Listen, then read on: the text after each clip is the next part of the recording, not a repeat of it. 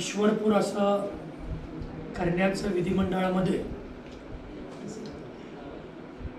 सरकारच्या वतीनं ज्येष्ठ मंत्री सन्माननीय छगन भुजबळ साहेबांनी जाहीर केलं व वरिष्ठ सभागृहामध्ये म्हणजे विधान परिषदेमध्ये आमदार चंद्रकांत दादा पाटील यांनी जाहीर केलं। ईश्वरपूर नामकरण हे या नगरपालिकेची स्थापना 1975 साली 25 ऑगस्ट 1975 साली झालेली होती।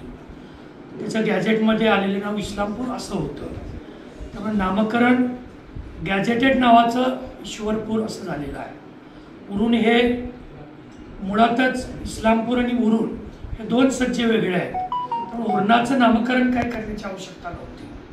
ते जोडण्याचं काम हे राज्य शासनाच्या अखत्यारीमध्ये आहे आणि नामांतरांचं काम हे केंद्र शासनाच्या अखत्यारीमध्ये आहे। केंद्र शासनाकडे राज्य शासनानं विधिमंडळामध्ये ठराव पारित करून त्या ठिकाणी पाठवलेला आहे। लवकरच त्याला मान्यता येईल आणि तदनंतर राज्य शासनही त्यामध्ये उरण ईश्वरपूर असं नामकरण करून तसा शासन आदेश निर्गमित करेल असं बोलणं सन्माननीय मुख्यमंत्री महोदय, जिल्ह्याचे पालकमंत्री महोदय यांच्याशी झालेलं आहे। लवकरच उरण ईश्वरपूर असं नामकरण झालेलं आपल्याला दिसतं। सांगली डिजिटल, डिजिटल जमाना, डिजिटल बातम्या।